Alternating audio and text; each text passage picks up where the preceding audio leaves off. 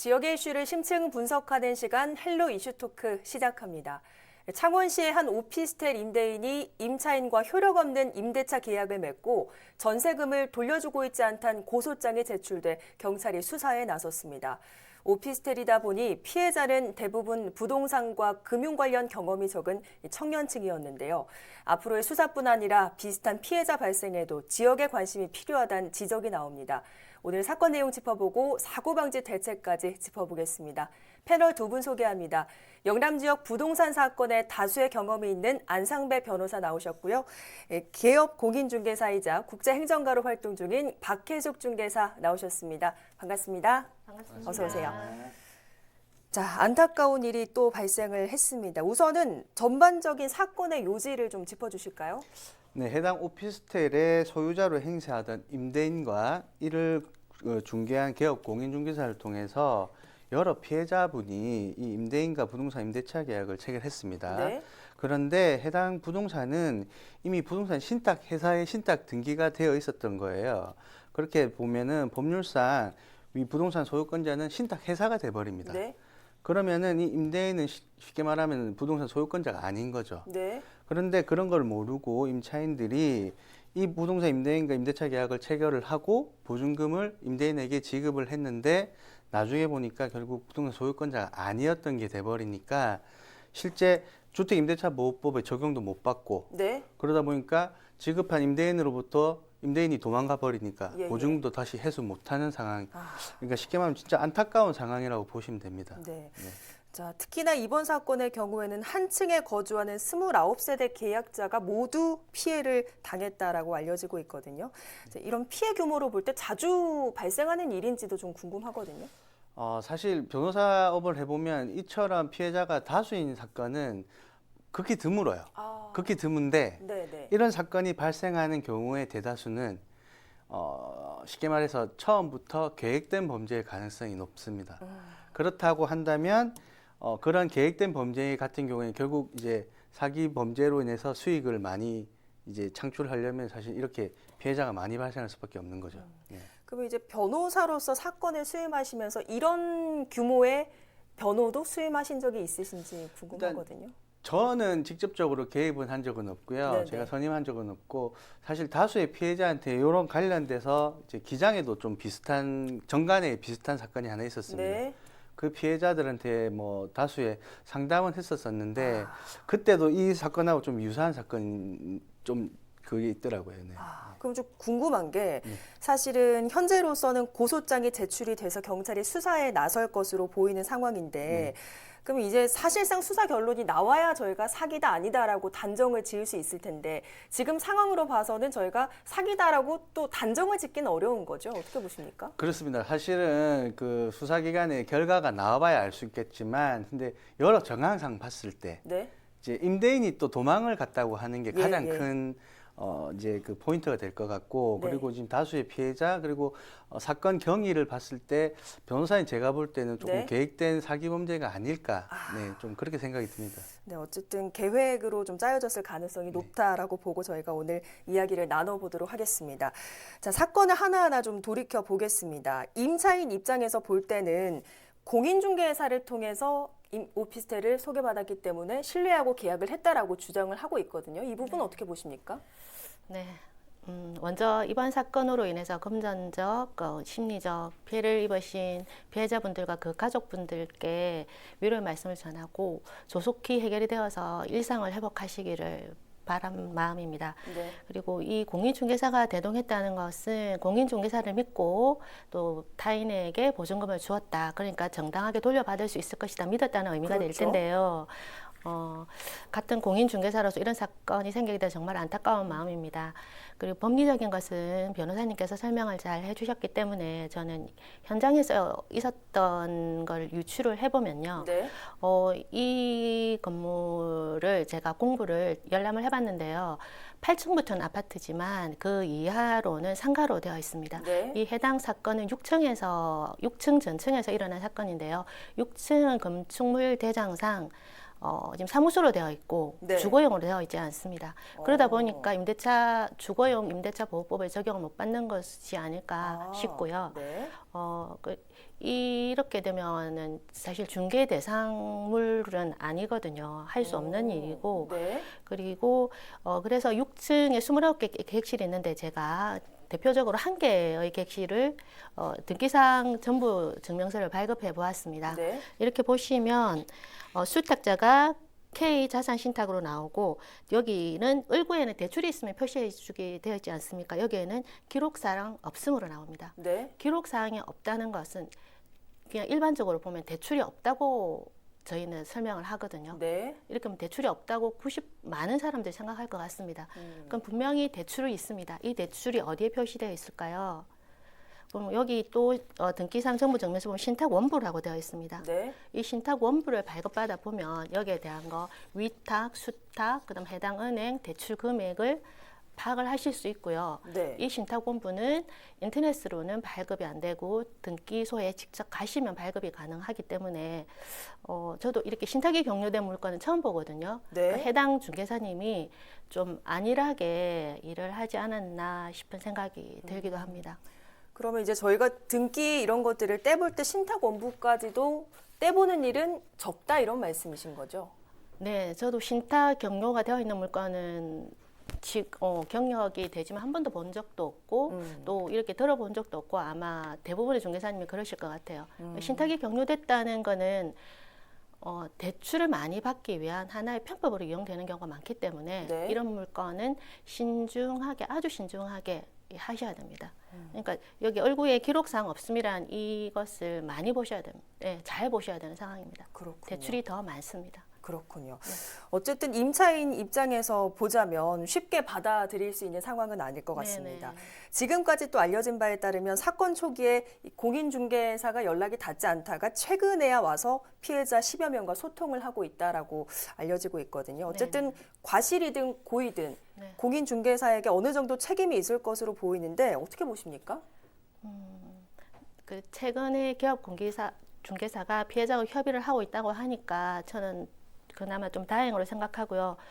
그 피해자분들은 어떻게 보면 기업 공인중개사의 뭐 법적인 처벌보다는 금전적인 이 회복이나 예, 그런 걸 더 원하고 있기 때문에 적극적으로 도망을 가셨다고 하니까 위탁자 겸 전 소유자가 협의를 잘 받아주시면 좋겠고요. 네. 부동산 분야에는 공인중개사 전문 자격사입니다.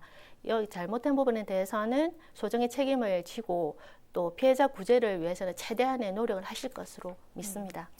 그러면 그 임차인 입장에서 만약에 법적 책임을 공인중개사에게 묻는다라고 하면 어떤 처벌이 가능할지도 궁금하거든요. 어떻게 보십니까? 네, 일단 공인중개사만 이렇게 따로 떼서 한번 판단을 해보면 공인중개사법에 보면 기업 공인중개사가 중개행위를 행할 때 있어서 이런 행위는 하면 안 된다 이렇게 네. 이제 법적으로 금지하고 있는 조항이 있습니다. 특히 제33조 제1항 제4호를 살펴보면 해당 중개 대상물의 거래상의 중요 사항에 관하여 거짓된 언행, 그 밖의 네. 방법으로 중개 의뢰인의 판단을 그르치게 하는 행위를 하면 안 된다. 네, 이렇게 네. 금지시키고 있고요. 이러한 행위를 했을 경우에 그러니까 법률을 위반했을 경우에는 동법 제49조에서 1년 이하의 징역 또는 1천만 원 이하의 벌금에 처하게 된다고 되어 있습니다. 그러면 사실상 당시 중개사가 임대인과 이 사건을 공모했느냐 혹은 뭐 사기로 인한 중개 과실인가 여부가 법적 처벌을 판단을 가름할 그 중요한 사안이 되겠네요. 어떻게 보십니까? 그렇죠. 왜냐하면은 이게 지금 임대인의 이제 법적 처벌까지도 저희가 지금 얘기를 해본다면 임대인은 어찌 보면은 이제 형법상 사기죄의 주체가 될 가능성이 높은데 특히 지금 이제 피해자 세대 수가 29세대라고 하고 네. 총 뭐 금액이 제가 볼 때는 이제 뭐 수억이나 이제 10여억 이상이 될 것 같은데 사기 범죄에서 피해액이 5억 원 이상이 돼버리면 네. 이게 이제 형법상 사기죄보다 가중 처벌을 해버려요. 피해 금액이 크기 때문에. 네. 그럴 경우에는 특정 경제 범죄의 가중 처벌 등에 관한 법률이라고 해서 5억 이상 그 피해 금액이 5억 이상일 경우에는 3년 이상의 징역에 처하게 되어 있습니다. 그러니까 저희가 볼 때 3년 이상이라고 하면 얼마 안 되는 거 아니야 생각할 수도 있겠지만 네. 3년 이상이기 때문에 3년이 나올 수도 있고 5년이 나올 수도 있고 10년이 나올 수도 있는 최소가 거죠. 3년이다라는 그렇죠. 최소가 말씀이시죠. 3년이라는 거죠. 그렇다고 한다면 이 개업 공인 중개사도 만약에 임대인과 사기 범죄를 공모를 했던 같은 범죄자라고 한다면 이 이제 임대인의 공인중개사에게도 특정경제가중처벌 등이 적용이 되기 때문에 네. 그 경우에는 이 개업 공인중개사한테도 3년 이상의 징역형이 처해질 가능성이 있습니다. 그럼 만약에 중개사가 과실로 인한 이런 피해를 일으켰다라고 하면 처벌은 피할 수가 있는 겁니까? 그렇죠. 그러니까 중개인 입장에서는 제일 중요한 거는 이제 아까 저희 박혜숙 이제 개업 공인중개사 분께서도 말씀하셨지만 사실 이게 신탁 등기이기 때문에 진짜 잘 모르고 하실 수도 있어요. 네. 안일하게 그냥 등기부만 보고 갑구 보고 을구 보고 그렇게만 했을 수도 있지만 그렇다 하더라도 네네. 신탁 등기라고 한다면 당연히 신탁 원부 봐야 되고 그다음에 이제 신탁회사에게 연락을 취해서 이제 임대차 계약 체결을 할 수 있는지 네. 그리고 만약에 신탁회사가 임대인과 이 이제 임차인들이 임대차 계약 체결한 것에 대해서 우선 수익자 동의를 해주면 네. 사실 또 보호받을 수 있는 방법도 있습니다. 그러니까 그런 것을 안내를 해줬어야 되는데 네. 그게 쉽게 말해서 이러한 법리를 잘 몰라서 안 했던 건지 아니면 실제 진짜 가담했던 건지 네. 그것은 이번 수사 결과에 보면 좀 포함이 되지 않을까 싶습니다. 그렇군요. 자, 이번 사건의 또 하나의 원인으로 꼽히는 것이 바로 피해자가 대부분 청년이라는 이 부분입니다. 아무래도 이런 계약들을 처음 접했기 때문에 당했다 이렇게 봐야겠죠. 네, 또 그 부분도 참 많이 안타까운 부분인데요. 여기는 소형 면적입니다. 우리가 평하는 원룸형 이렇게 되다 보니까 학업이나 생업 등으로 본가에서 독립을 해서 나와야 되고 자금 사정이 넉넉하지 못한 사람들이 주수 요청이 될 텐데요.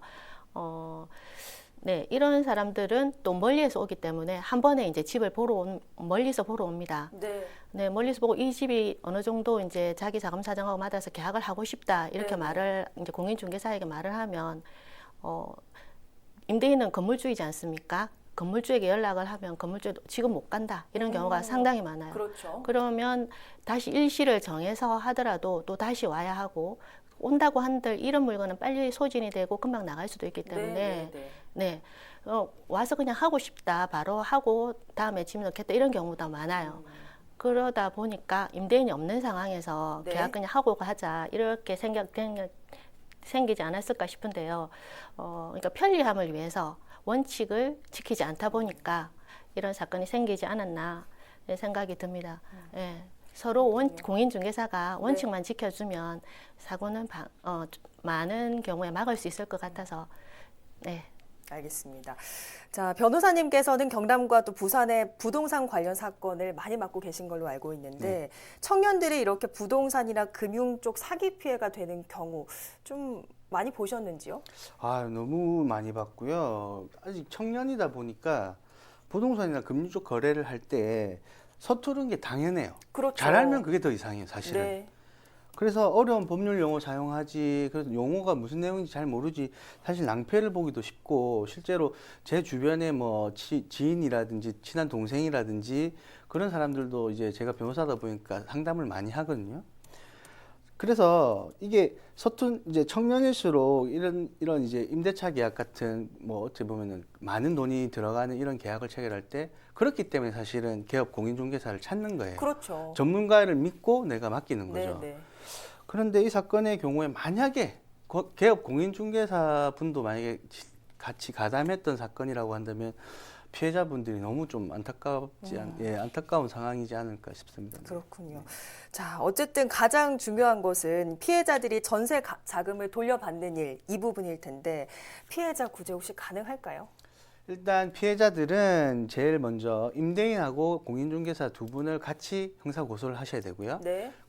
본인이 피해 입은 임차 보증금 상당의 손해배상 청구를 같이 진행을 하셔야 돼요. 그러니까 형사 고소, 민사 소송을 병행해서 해야 됩니다. 네. 그래서 만약에 두 사람 임대인과 개업 공인중개사가 만약에 실제 어떤 범죄점이 있다고 한다면 실형을 살 가능성이 높기 때문에 네. 합의를 하자고 하겠죠. 네. 그래서 소송 과정에서 합의를 통해서 자신의 피해 금액을 변제받는 게 가장 실효적인 구제 방법이라고 볼 수 있어요. 네. 그런데 만약에 진짜 이게 계획된 범죄라고 한다면 임대인과 공인중개사분들이 이미 그런 자신의 재산을 다 처분했을 가능성이 높아요. 네. 그래서 이미 자신의 재산을 처분해서 무자력 상태를 만들어 놓았다고 한다면 네. 사실 민사소송을 해서 승소 판결을 받더라도 이분들이 재산이었기 때문에 집행이 안 되는 겁니다. 그렇겠죠. 그렇기 때문에 지금 당장이라도 이제 임대인과 기업 공인중개사 재산이 있는지 확인을 해서 네. 가압류 등 이런 보전 처분이라도 빨리 해놔야 될 것 같아요.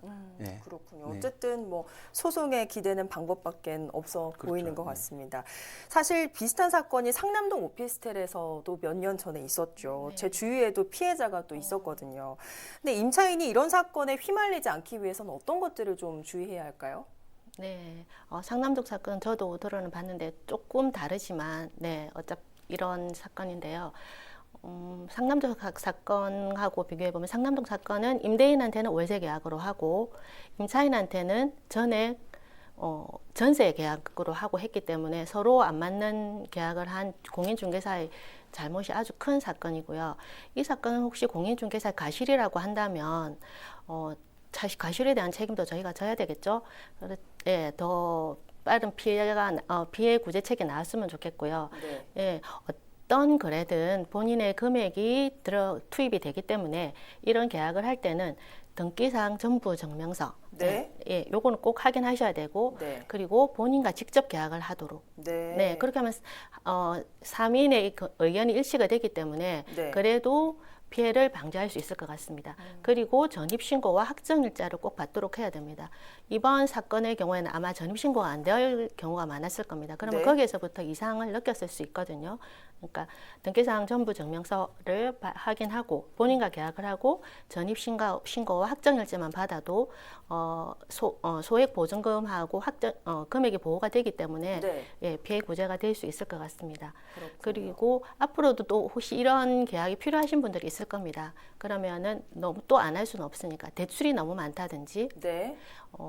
그리고 조금 뭐 본인이 안 오고 이상하다 또는 이번처럼 신탁이 경로되고 모르는 게 있다 네. 이런 경우에는 보증금을 최소로 하고 예, 그렇게 하고 월세 계약을 하는 게 어떨까 그러면은 네 월세 금액 미지급으로 보증금을 대신 상환을 받을 수도 있는 네. 그런 방법을 생각을 해봤습니다. 네. 사실상 뭐 말씀을 들어보면 원칙을 지키는 것이 가장 중요할 것 같다 이런 생각이 드는 것 같습니다. 청년들이 반복해서 이런 사건의 피해자가 되는 것에 대해서 지자체나 유관기관의 홍보가 부족하기 때문이다 이런 지적도 나오는데 뭐 재원을 좀 해주신다면요? 일단 좀 제가 돌이켜 생각을 해봐도 제가 지금 갖고 있는 대부분의 지식이 학교 교육을 통해서 받았을 때 이제 많이 형성이 된다고 생각이 들거든요. 그래서 어떤 방지 대책을 관공서나 이런 데서 이제 뭐 마련하는 것도 좋겠지만 제가 볼 때는 실생활에 정말 필요한 법률들 같은 경우에는 좀 초등학교 때부터 중고등학교 때 단계를 좀 나눠서 교양 과목처럼 네. 좀 교육을 시켜야 되는 게 아닌가 싶어요. 그러니까 뭐 부동산 계약이면 부동산 계약, 뭐 금융이면 금융. 그래서 실생활에 필요한 그런 이제 법률들은 좀 진짜 어릴 때부터 네. 알 수 있게끔 가르치면 사실 알고 있으면 이거 안 당할 거 아닙니까? 그렇죠. 그래서 예, 간단하게라도 조금 좀 이제 초등학교 때부터 좀 이제 교육을 시키면 좋지 않을까 하는 제 개인적인 생각이 있습니다. 그러니까요. 네. 어쨌든 피해자 구제만이 좀 남았는데 소송을 거쳐서 꼭 구제가 됐으면 좋겠습니다. 오늘 두 분 말씀 고맙습니다. 네, 고맙습니다. 네, 지역에서 발생한 이번 부동산 사기 사건은 그 대상이 사회 초년생, 청년이란 사실만으로 많은 도민들의 마음을 무겁게 합니다. 오늘 내용으로 부동산 거래 시 점검해야 할 사항 꼭 기억하셔야겠고요. 안타까운 일이 더는 나오지 않도록 주의를 당부드립니다. 오늘 헬로 이슈토크는 여기서 마치겠습니다. 오늘 방송은 유튜브 채널 헬로 경남에서 다시 보실 수 있습니다. 함께해 주신 여러분 고맙습니다.